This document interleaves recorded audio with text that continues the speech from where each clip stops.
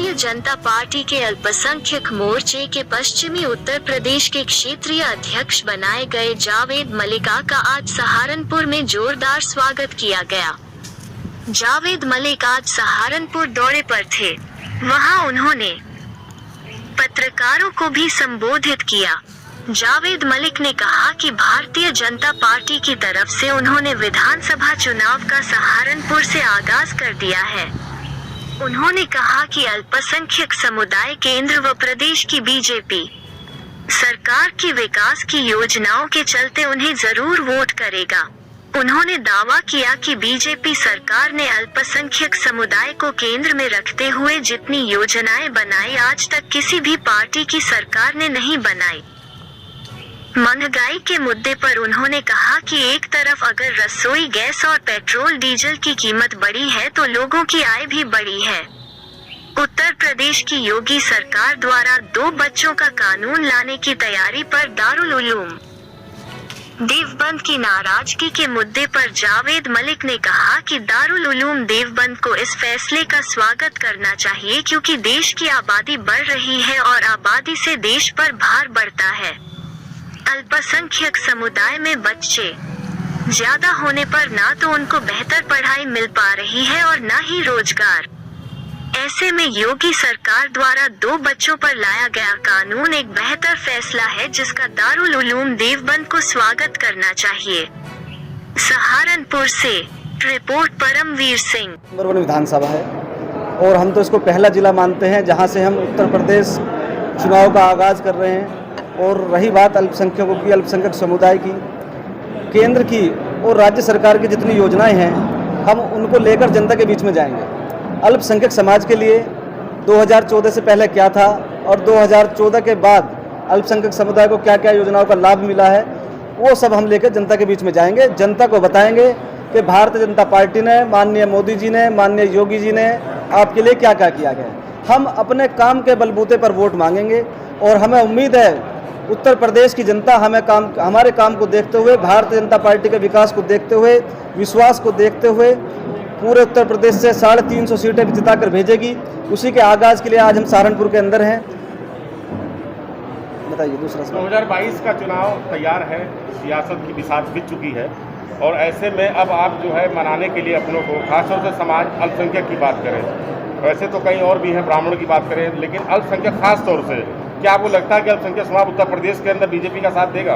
देखिए, अल्पसंख्यक समुदाय बीजेपी से रूठा नहीं है बल्कि बीजेपी की ओर आकर्षित हुआ है क्योंकि जितनी भी योजनाएं बनी उस सब योजनाओं से अल्पसंख्यक समुदाय को फ़ायदा पहुंचा।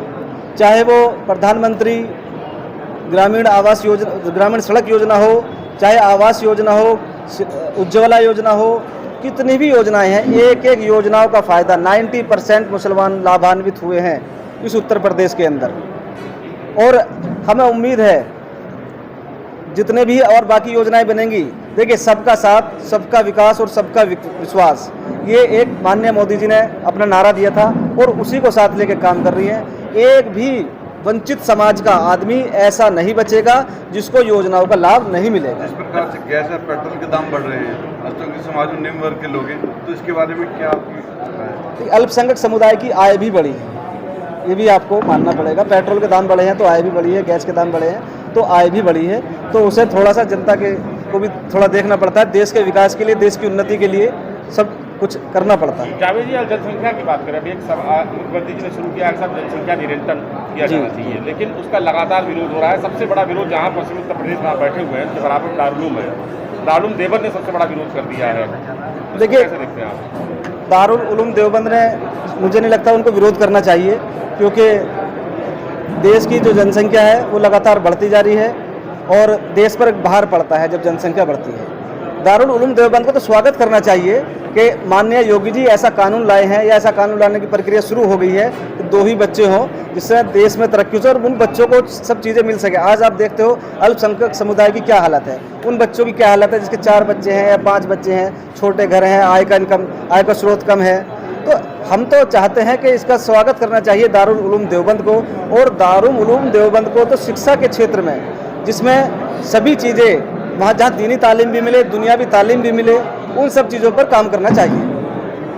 2022 के चुनाव से पहले आपको अल्पसंख्यक याद आ रहे हैं। बीजेपी ने कहा था साहब 2000 मतलब जब चुनाव हुआ था उससे पहले, तो उसमें कहा था पासमानदा मुस्लिम की स्थिति बहुत अच्छी होगी, लेकिन खास तौर से पासमानदा जो मुस्लिम है सहारनपुर के इलाकों में अगर देखा जाए उनकी हालत बहुत ख़राब है, बहुत बदतर स्थिति में रहते हैं। ना हॉस्पिटल की सुविधा है, ना उनके पास एजुकेशन है, ना शिक्षा का माहौल है।